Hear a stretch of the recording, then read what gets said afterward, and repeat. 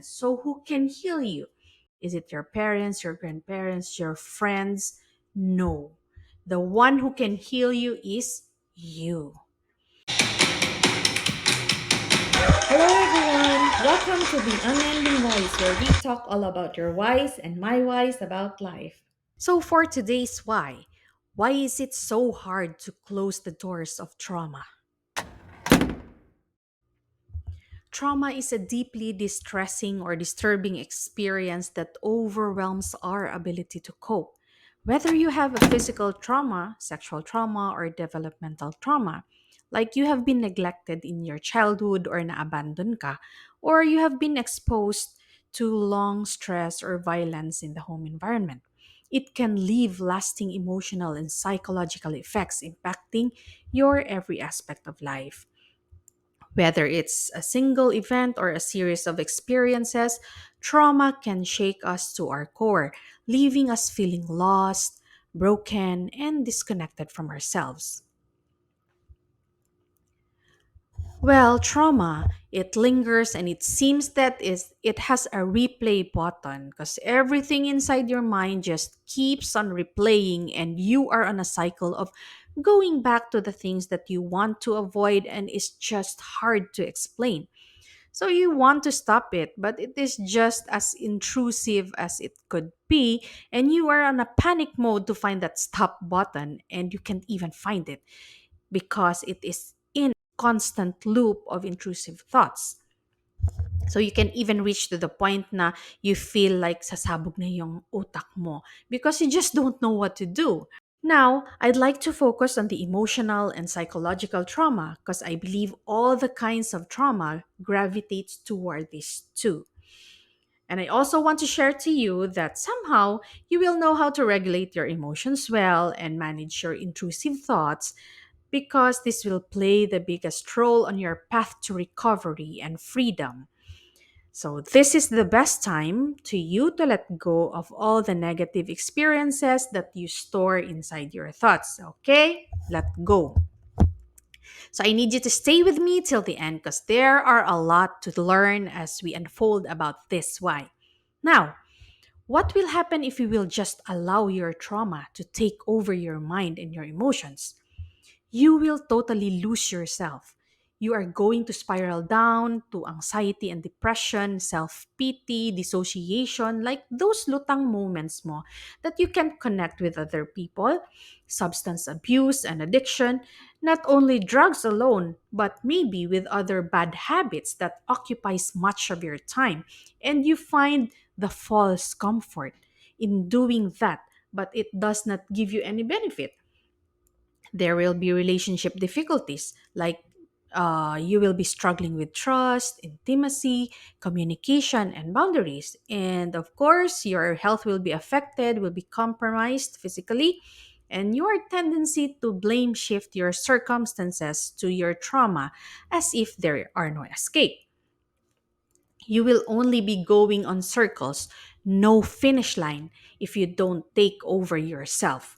And if you try to notice now sa society natin, there are a lot of people that they don't know their true selves because of the trauma that wasn't settled within themselves.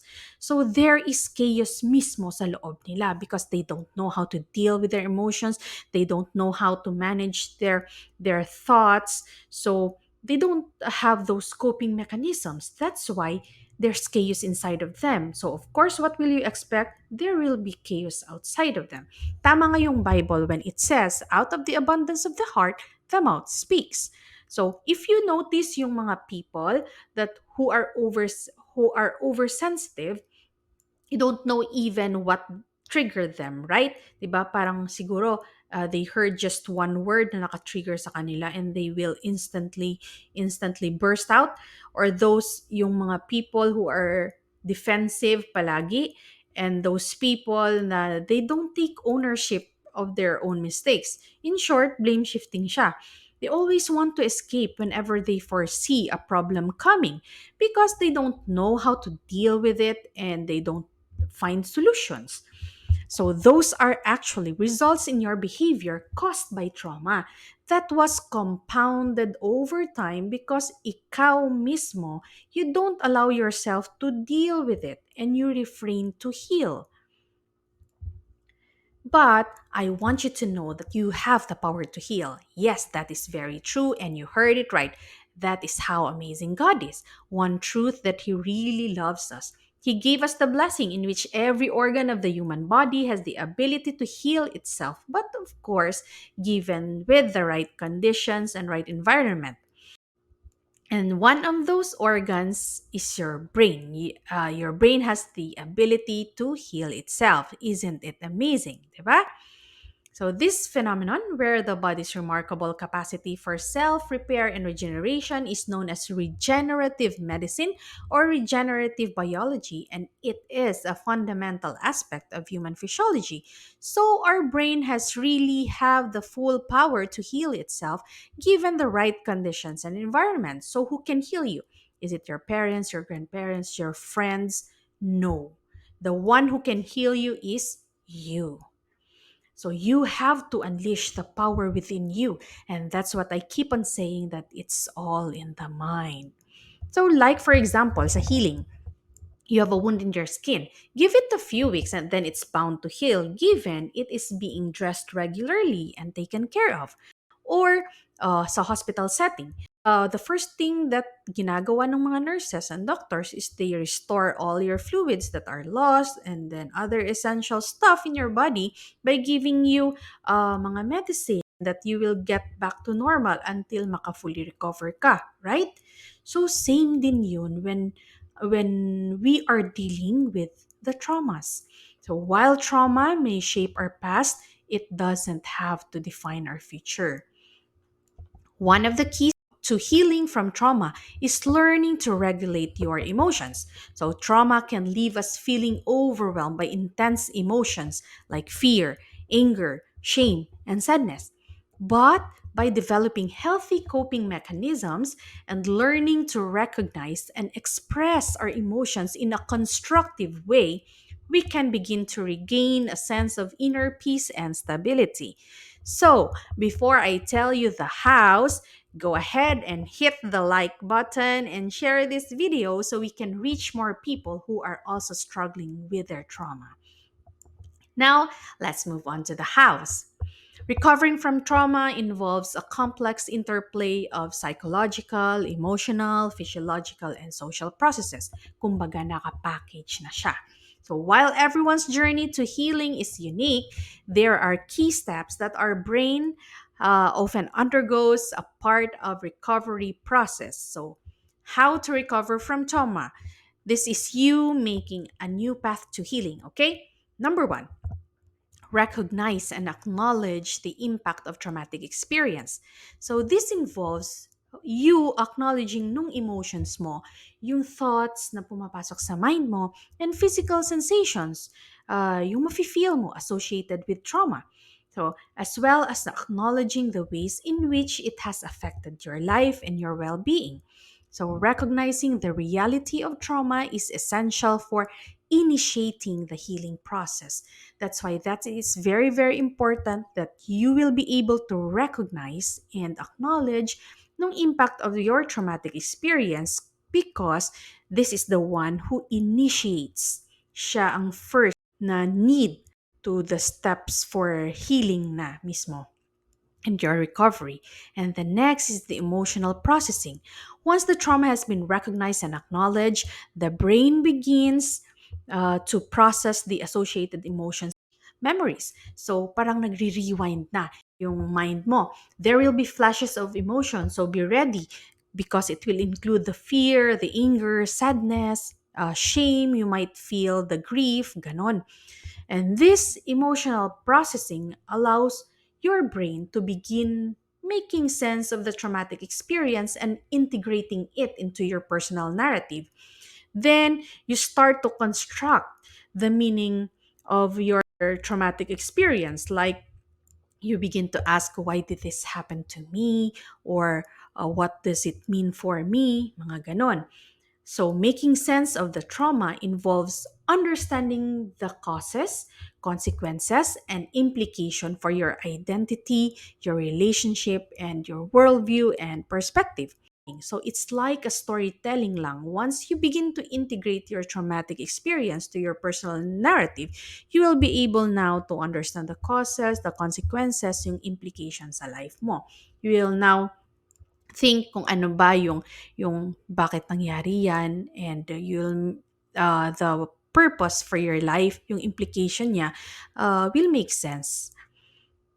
And then number three, reframing perspectives. What and how is it to reframe ba? So you have to replan, re-examine, and evaluate the challenging, unhelpful, and distorted beliefs about the traumatic experience. So this time, it will involve the shifting of your mindset from being the victim to being a survivor.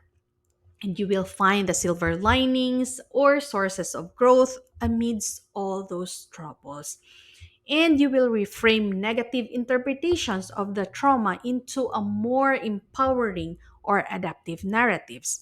So you are now transforming from being negative to being positive. So there is light na. You are opening now the path to healing. You are walking through the tunnel and you have that light ahead. So, number four, and then promote healing and recovery. So, making sense of the trauma, you already understood why it happened, the causes and consequences and implications sa life mo.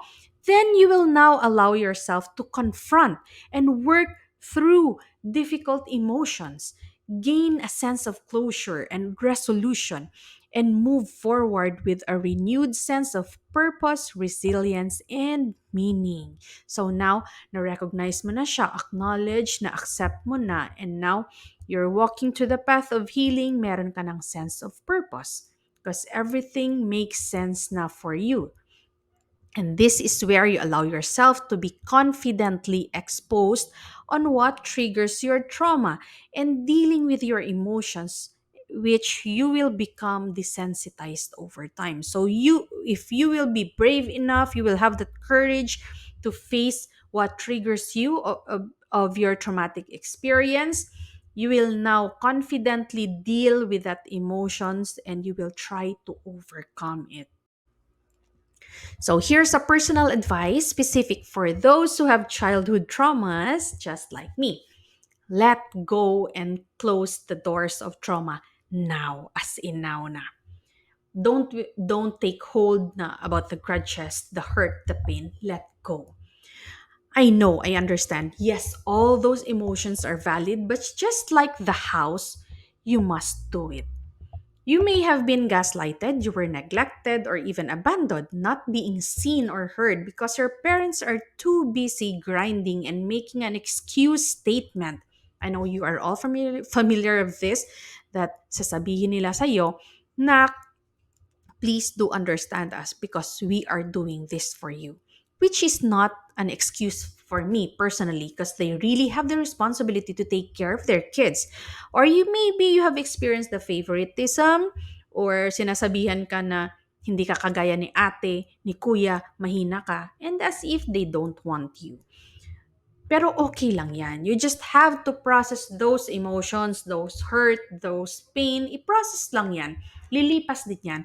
Understand the cause. Baka yung parents mo came also from very strict parents or they too have childhood traumas na hindi pa healed. That's why they don't know how to deal with it. They don't know how to deal properly with you because of the unrecognized emotions within them.